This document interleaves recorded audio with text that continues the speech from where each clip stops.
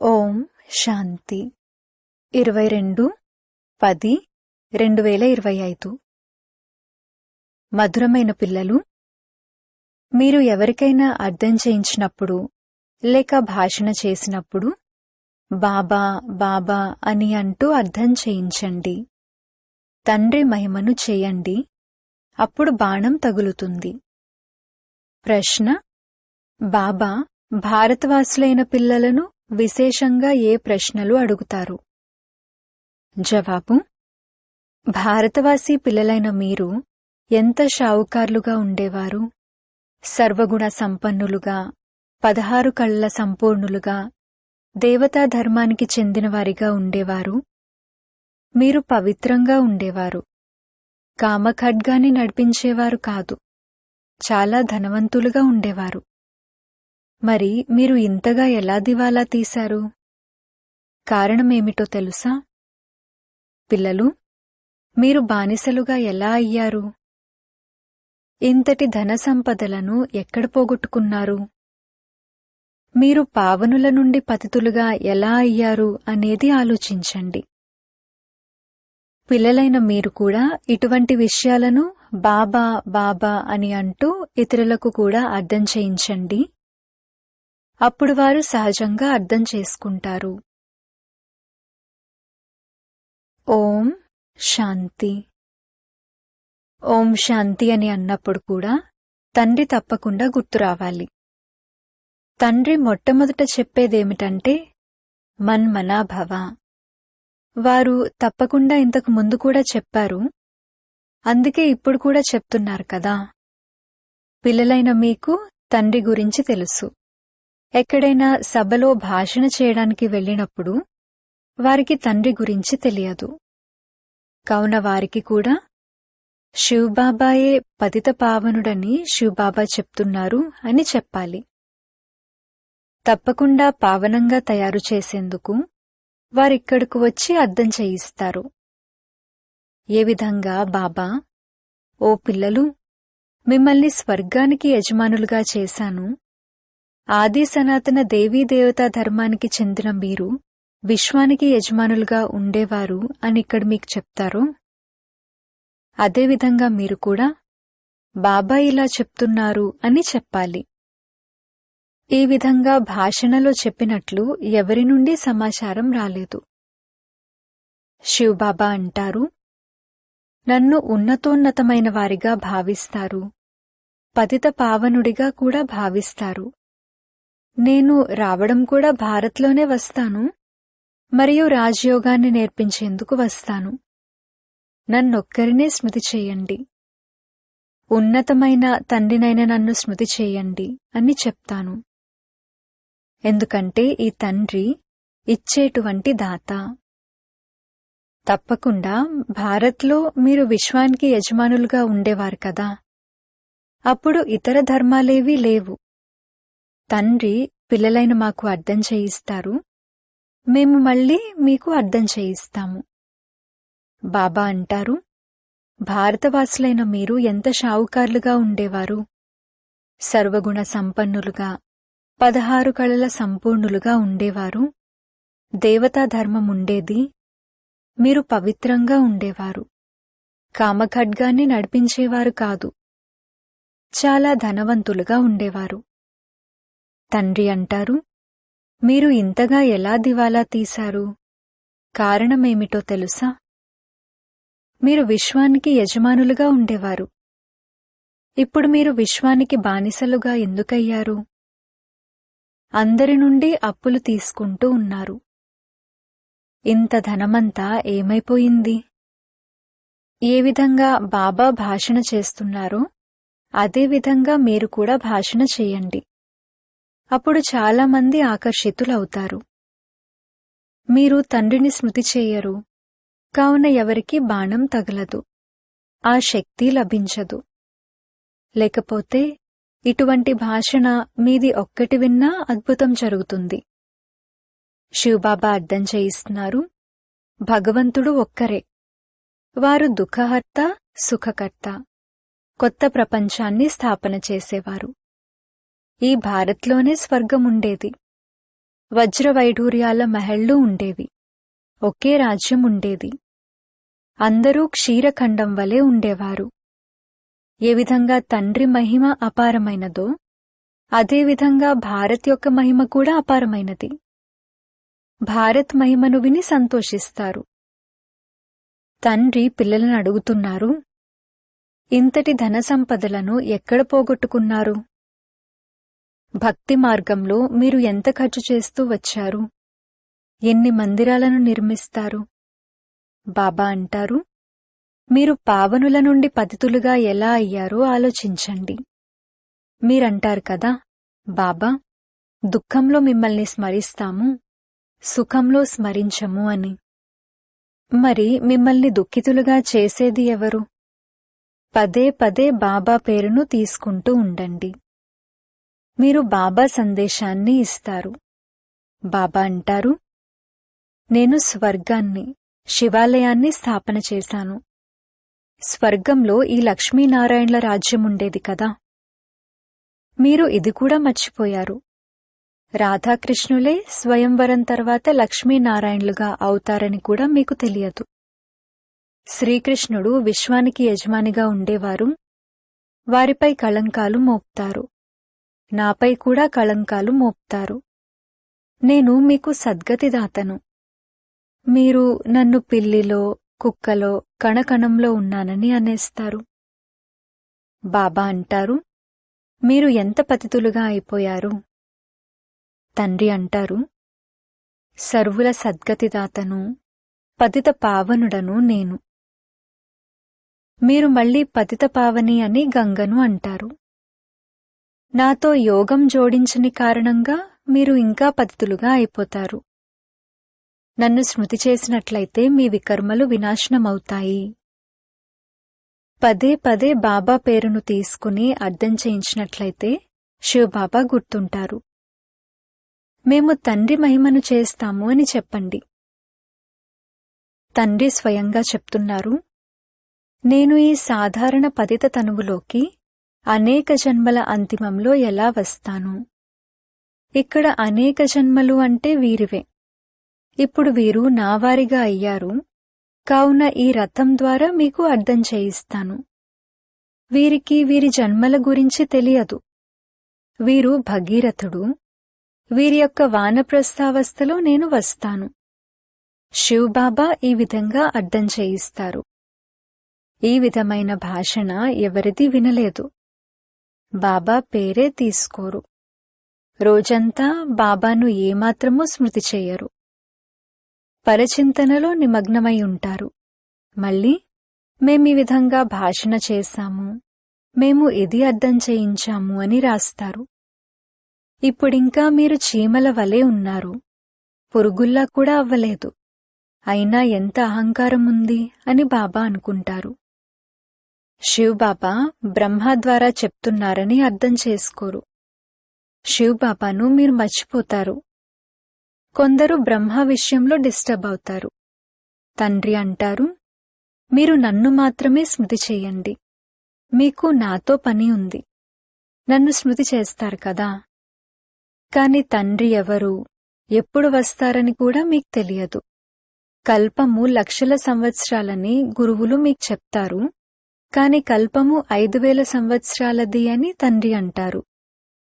పాత ప్రపంచం మళ్లీ కొత్తదిగా అవుతుంది. కొత్తది మళ్లీ పాతదిగా అవుతుంది. ఇప్పుడు కొత్త ఢిల్లీ ఎక్కడుంది? ఢిల్లీ పరిస్థాన్గా ఉన్నప్పుడు దానిని కొత్త ఢిల్లీ అని అంటారు. కొత్త ప్రపంచంలో కొత్త ఢిల్లీ యమునా నదీ తీరంలో ఉండేది.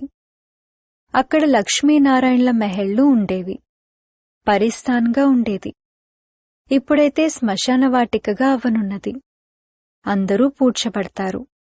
అందుకే తండ్రి అంటారు, ఉన్నతోన్నతమైన తండ్రినైన నన్ను స్మృతి చేసినట్లయితే మీరు పావనంగా అవుతారు. ఎల్లప్పుడూ ఈ విధంగా బాబా బాబా అని అంటూ అర్థం చేయించండి. బాబా పేరును తీసుకోరు. అందుకే మీరు చెప్పేది ఎవరూ వినరు. బాబా స్మృతి లేకపోతే మీలో ఆ పదును నిండదు. మీరు దేహాభిమానంలోకి వచ్చేస్తారు. బంధనంలో ఉన్నవారెవరైతే దెబ్బలు తింటారో వారు మీకన్నా ఎక్కువగా స్మృతిలో ఉంటారు. ఎంతగా పిలుస్తారు? తండ్రి అంటారు, మీరంతా ద్రౌపదులు కదా, ఇప్పుడు మిమ్మల్ని వివస్త్రగా అవ్వడం నుండి రక్షిస్తాను. మాతలలో కూడా ఇటువంటివారు కొందరుంటారు. వారికి కల్పకృతం కూడా పూతన మొదలైన పేర్లను పెట్టారు. మీరు మర్చిపోయారు. తండ్రి అంటారు, భారత్ శివాలయంగా ఉన్నప్పుడు దానిని స్వర్గము అని అనేవారు. ఇక్కడ ఎవరి వద్దనైతే ఇళ్ళు, విమానాలు మొదలైనవి ఉన్నాయో మేము స్వర్గంలో ఉన్నాము అని వారు భావిస్తారు. ఎంత మందబుద్ధి కలవారిగా ఉన్నారు! ప్రతి విషయంలో బాబా చెప్తున్నారు అని చెప్పండి. ఈ హఠయోగులు మీకేమైనా ముక్తిని ఇవ్వగలరా? సర్వుల సద్గతిదాత ఒక్కరే అయినప్పుడు మళ్లీ గురువులను ఎందుకు ఆశ్రయిస్తున్నారు? మీరు సన్యాసులుగా అవ్వాలనుకుంటున్నారా, లేక హఠయోగం నేర్చుకుని బ్రహ్మంలో లీనమవ్వాలనుకుంటున్నారా? ఈ విధంగా ఎవరూ లీనమవ్వలేరు. అందరూ పాత్రను అభినయించాల్సిందే. పాత్రధారులందరూ అవినాశి. ఇది అనాది అవినాశీ డ్రామా. మోక్షము ఎవరికీ లభించదు. తండ్రి అంటారు, నేను ఈ సాధువులను కూడా ఉద్ధరించేందుకు వస్తాను. మరి గంగా పతితపావని ఎలా అవుతుంది? పతితపావన అని మీరు నన్నంటారు కదా. మీకు నాతో యోగం తెగిపోయిన కారణంగా ఈ పరిస్థితి ఏర్పడింది. ఇప్పుడు మళ్లీ నాతో యోగం జోడించినట్లయితే వికర్మలు వినాశనమవుతాయి. ముక్తిధామంలో పవిత్రాత్మలు ఉంటారు. ఇప్పుడైతే మొత్తం ప్రపంచమంతా పతితంగా ఉంది. పావన ప్రపంచం గురించి మీకు తెలియనే తెలియదు. మీరందరూ పూజారులు, పూజ్యులు ఒక్కరు కూడా లేరు. మీరు బాబా పేరు తీసుకుని అందరినీ మేల్కొల్పవచ్చు. విశ్వానికి యజమానిగా తయారుచేసే తండ్రిని మీరు కూర్చుని నిందిస్తున్నారు. శ్రీకృష్ణుడు చిన్న బాలుడు, సర్వగుణ సంపన్నుడు. వారు కూర్చుని ఇటువంటి పని ఎలా చేయగలరు? అలాగే శ్రీకృష్ణుడు అందరికీ తండ్రి ఎలా అవ్వగలరు? భగవంతుడు ఒక్కరే ఉంటారు కదా. ఎప్పటి వరకైతే నా శ్రీమతంపై నడవరో మరి తుప్పు ఎలా తొలగుతుంది? మీరు అందరినీ పూజిస్తూ ఉండడం వలన మీ పరిస్థితి ఎలా అయిపోయింది? అందుకే నేను మళ్లీ రావలసి వస్తుంది. మీరు ఎంతగా ధర్మభ్రష్టులుగా, కర్మభ్రష్టులుగా అయిపోయారు. హిందూ ధర్మాన్ని ఎవరు ఎప్పుడు స్థాపించారో చెప్పండి. ఈ విధంగా సవాలు చేస్తూ భాషణ చెయ్యండి. మీకు ఘడియ ఘడియ తండ్రి స్మృతి కలగడమే లేదు. మాలోకి బాబా వచ్చి భాషణ చేసినట్లుగా అనిపించింది అని అప్పుడప్పుడు కొందరు రాస్తారు. బాబా చాలా సహాయం చేస్తూ ఉంటారు. మీరు స్మృతి యాత్రలో ఉండరు, అందుకే చీమ మార్గపు సేవ చేస్తున్నారు. నెమ్మదిగా సేవ చేస్తున్నారు. బాబా పేరు తీసుకున్నప్పుడే ఎవరికైనా బాణం తగులుతుంది. బాబా అర్థం చేయిస్తున్నారు, పిల్లలు, మీరే ఆల్రౌండ్ 84 జన్మల చక్రాన్ని తిరిగారు, కావున మీకే వచ్చి అర్థం చేయించాల్సి ఉంటుంది. నేను భారత్లోనే వస్తాను. ఎవరైతే పూజ్యులుగా ఉండేవారో వారే పూజారులుగా అవుతారు. నేను పూజ్యునిగా, పూజారిగా అవ్వను. బాబా చెప్తున్నారు, బాబా చెప్తున్నారు అని పదే పదే అంటూ ఉండాలి. మీరు ఈ విధంగా భాషణ చేశారని నేను విన్నప్పుడు మీరు చీమల నుండి పురుగులుగా అయ్యారని భావిస్తాను. తండ్రి అంటారు, నేను మిమ్మల్ని చదివిస్తున్నాను. మీరు కేవలం నన్నొక్కరినే స్మృతి చేయండి. నన్ను స్మృతి చేయండి అని మాత్రమే ఈ రథం ద్వారా నేను మీకు చెప్తాను. రథాన్ని స్మృతి చేయకూడదు. బాబా ఇలా చెప్తారు, బాబా ఇది అర్థం చేయిస్తారు అని ఈ విధంగా మీరు చెప్పండి. అప్పుడు మీ ప్రభావం ఎంతగా వెలువడుతుందో చూడండి. తండ్రి అంటారు, దేహ సహితంగా అన్ని సంబంధాల నుండి బుద్ధియోగాన్ని తెంచండి. మీ దేహాన్ని కూడా వదిలితే ఇక మిగిలేది ఆత్మ. స్వయాన్ని ఆత్మగా భావిస్తూ తండ్రినైన నన్ను స్మృతి చేయండి. చాలామంది అహం బ్రహ్మస్మి, మాయకు మేము యజమానులము అని అంటారు. తండ్రి అంటారు, మాయ అని దేనినంటారు మరియు సంపద అని దేనినంటారో కూడా మీకు తెలియదు. మీరు ధనాన్ని మాయా అని అంటారు. ఈ విధంగా మీరు అర్థం చేయించవచ్చు. చాలా మంచి మంచి పిల్లలు కూడా మురళిని చదవరు. తండ్రిని స్మృతి చేయకపోతే బాణం తగలదు, ఎందుకంటే స్మృతి బలము లభించదు. స్మృతి ద్వారా బలం లభిస్తుంది. ఈ యోగ బలం ద్వారా మీరు విశ్వానికి యజమానులుగా అవుతారు. పిల్లలు, ప్రతి విషయంలో బాబా పేరును తీసుకుంటూ ఉండండి. అప్పుడు ఎవరూ ఏమీ అనలేరు. సర్వులకు భగవంతుడు తండ్రి ఒక్కరేనా, లేక అందరూ భగవంతులేనా? మేము ఫలానా సన్యాసి యొక్క అనుచరులము అని అంటారు. ఇప్పుడు వారు సన్యాసులు మరియు మీరు గృహస్థులు. మరి మీరు అనుచరులు ఎలా అవుతారు? అసత్యపు మాయ, అసత్యపు శరీరము, ప్రపంచమంతా అసత్యము అని కూడా అంటూ ఉంటారు. సత్యమైన వారు ఒక తండ్రి మాత్రమే. వారు రానంతవరకు మనం సత్యమైన వారిగా అవ్వలేము. ముక్తి జీవన్ముక్తి దాత ఒక్కరే. వారికి చెందినవారిగా అవ్వడానికి మిగిలిన వారెవరూ ముక్తిని ఇవ్వలేరు. బాబా అంటారు, ఇది కూడా డ్రామాలో ఉంది. ఇప్పుడు అప్రమత్తమై కళ్ళు తెరవండి.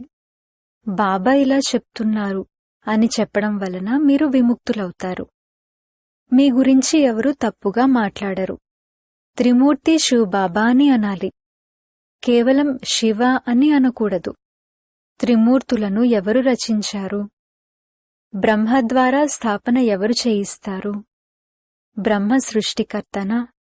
ఈ విధంగా నషాతో మాట్లాడండి, అప్పుడు ఏదైనా చేయగలరు. లేదంటే దేహాభిమానంలో ఉంటూ భాషణ చేసినట్లు అవుతుంది. తండ్రి అర్థం చేయిస్తారు, ఇది అనేక ధర్మాల కల్పవృక్షము. మొట్టమొదటిది దేవీ దేవతా ధర్మము. ఇప్పుడు ఆ దేవతా ధర్మం ఎక్కడుంది? లక్షల సంవత్సరాలని అంటారు. ఇది 5000 సంవత్సరాల విషయము. మీరు వారి మందిరాలను కూడా తయారు చేస్తూ ఉంటారు. పాండవులకు మరియు కౌరవులకు యుద్ధం జరిగింది. పాండవులు పర్వతాలపై కరిగిపోయి మరణించారు అని చూపిస్తారు. ఆ తర్వాత ఏమి జరిగింది? నేను ఎలా హింస చేస్తాను? నేను మిమ్మల్ని అహింసక వైష్ణవులుగా తయారు చేస్తాను. కామఖడ్గాన్ని నడిపించకూడదు. అటువంటి వారినే వైష్ణవులు అని అంటారు. వారు విష్ణు వంశావళికి చెందినవారు. అచ్చా, మధురాతి మధురమైన సికీలదే పిల్లలకు మాతా పితా బాబ్దాదాల ప్రియ స్మృతులు మరియు గుడ్ మార్నింగ్. ఆత్మీక పిల్లలకు ఆత్మీక తండ్రి నమస్తే. ధారణ కొరకు ముఖ్య సారము. మొదటి పాయింట్, సేవలో సఫలతను ప్రాప్తి చేసుకునేందుకు అహంకారాన్ని వదిలి ప్రతి విషయంలో బాబా పేరును తీసుకోవాలి. స్మృతిలో ఉంటూ సేవ చేయాలి. పరచింతనలో మీ సమయాన్ని వృధా చేసుకోకూడదు. రెండవ పాయింట్, సత్యాతి సత్యమైన వైష్ణవులుగా అవ్వాలి. ఎటువంటి హింస చేయకూడదు. దేహసహితంగా అన్ని సంబంధాల నుండి బుద్ధియోగాన్ని తొలగించాలి. వరదానము. హాజీ పాఠం ద్వారా సేవలలో మహాన్గా అయ్యే సర్వుల ఆశీర్వాదాలకు పాత్రులుగా కండి. ఏ సేవనైనా సంతోషంతో మరియు ఉల్లాసంతో చేస్తున్నప్పుడు సదా ఏ అటెన్షన్ ఉండాలంటే ఏ సేవ అయినా అందులో సర్వుల ఆశీర్వాదాలు ప్రాప్తించాలి. ఎందుకంటే ఎక్కడైతే ఆశీర్వాదాలు ఉంటాయో అక్కడ శ్రమ ఉండదు. ఎవరి సంపర్కంలోకి వచ్చినా వారి ఆశీర్వాదాలను తీసుకుంటూ ఉండాలి అన్న లక్ష్యమే ఇప్పుడుండాలి. హాజీ అన్న పాఠమే ఆశీర్వాదాలను తీసుకునేందుకు సాధనం. ఎవరైనా రాంగ్ అయినా కానీ వారిని రాంగ్ అంటూ పడేసేందుకు బదులుగా సహయోగాన్ని అందించి వారిని నిలబెట్టండి. సహయోగులుగా అవ్వండి. అప్పుడు దాని ద్వారా కూడా సంతుష్టత అనే ఆశీర్వాదాలు లభిస్తాయి. ఎవరైతే ఆశీర్వాదాలను తీసుకోవడంలో మహాన్గా అవుతారో వారు స్వతహాగానే మహాన్గా అవుతారు.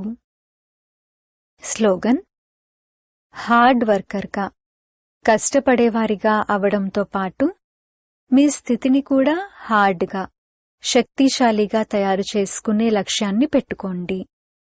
అవ్యక్త సూచనలు: స్వయం కొరకు మరియు సర్వుల కొరకు మనసు ద్వారా యోగ శక్తులను ప్రయోగం చేయండి. యోగ ప్రయోగము అనగా మీ శుద్ధ సంకల్పాల ప్రయోగాన్ని తనువుపై, మనసుపై, సంస్కారాలపై అనుభవం చేస్తూ ముందుకు వెళ్తూ ఉండండి. ఈ విషయంలో ఇతరులను చూడకండి. వీరేమి చేస్తున్నారు, వారు చేయటం లేదు, పాతవారు చేస్తున్నారా లేదా అని చూడకండి. ముందుగా నేను ఈ అనుభవంలో ముందుకు రావాలి, ఎందుకంటే ఇది స్వయం యొక్క ఆంతరిక పురుషార్థానికి సంబంధించిన విషయము. ఎప్పుడైతే ఈ విధంగా వ్యక్తిగత రూపంలో ఈ ప్రయోగంలో నిమగ్నమవుతారో, వృద్ధిని పొందుతూ ఉంటారో, అప్పుడు ఒక్కొక్కరి శాంతి యొక్క శక్తి సంఘటిత రూపంలో విశ్వంపై ప్రభావం చూపిస్తుంది. ఓం శాంతి.